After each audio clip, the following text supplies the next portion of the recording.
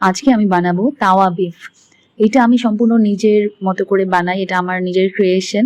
তো আজকে আপনাদের সাথে শেয়ার করতে যাচ্ছি, দেখুন কেমন লাগে।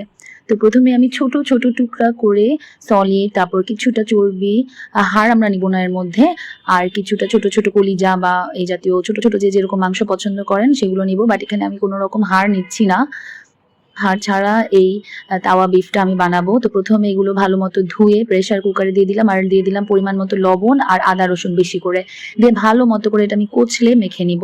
তারপর পানি দিয়ে দিলাম সামান্য, দিয়ে এটাকে ঢেকে প্রেসার কুকারটাকে আধা ঘন্টা আমি মিডিয়াম হিটে ভালো মতো করে প্রেসার কুকারে কুক করে নিব।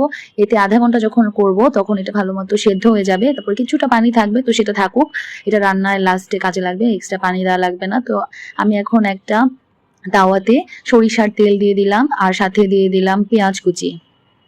তো পেঁয়াজটাকে ভালো মতো করে এখন বেরেস্তা করতে হবে। ভালো মতো করে যখন বেরেস্তাটা লাল লাল হয়ে আসবে, এর মধ্যে আমি খুব অল্প কিছু মশলা অ্যাড করব। আর আদা রসুন যেহেতু আমি আগেই দিয়ে দিয়েছি এর মধ্যে, আর আদা রসুন অ্যাড করা লাগবে না। তো আমি পেঁয়াজটাকে বেরেস্তা হওয়ার টাইম দিলাম ভাজা ভাজা করে।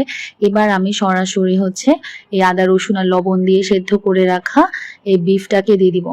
গরুর মাংসটার মধ্যে যে পানিটুকু এক্সট্রা ছিল ওইটা সহই আমি ঢেলে দিয়েছি।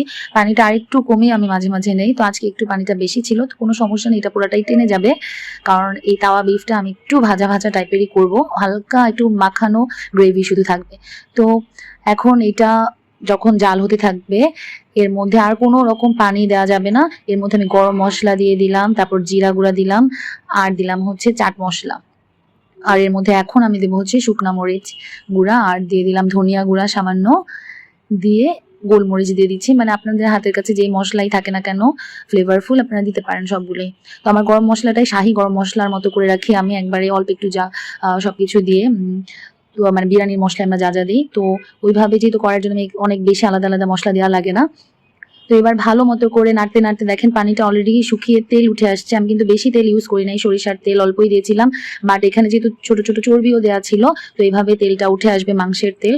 তো এখন এই গ্রেভি আপনি নেড়ে চেড়ে যখন নামাবেন, এর ঠিক 5 থেকে 6 মিনিট আগে আমি কাঁচা মরিচ দিয়ে দিলাম ফালি করে। এবার আর ওরকম কোনো কাজ নেই। তারপর আপনি টেস্টের জন্য আমি এখানে একটু টেস্টিং সল্ট ইউজ করছি, যেহেতু আমার বাসায় একজন মেহমান আসবে, বাট আপনি চাইলে এটা স্কিপ করতে পারেন। আর সামান্য একটু চিনি যদি ছিটিয়ে দিতে চান দিতে পারেন, নো প্রবলেম, মানে এগুলো নিজের স্বাদ অনুযায়ী। তো এই যে আমার রেডি হয়ে গেল, পুরা তেলের উপর উঠে এসেছে। এখন এটা হতে হতে আমি কয়েকটা পরোটা ভেজে নেব। তো এই যে দেখেছেন এটা পুরাটাই ভাজা ভাজা হয়ে যাবে। তো এই বিফটা এত সফট হয় আর খেতে খুবই খুবই মজাদার হয়। তো আমি প্রথম পরোটাটাই পুড়িয়ে ফেলেছিলাম। তো এনিওয়েজ এই যে রেডি হয়ে গেল, এটার নাম আমি দিয়েছি তাওয়া বিফ। এটা পরোটা বা ভাত, খিচুড়ি, পোলাও যে কোনো কিছুর সাথে খেতেই অনেক মজা।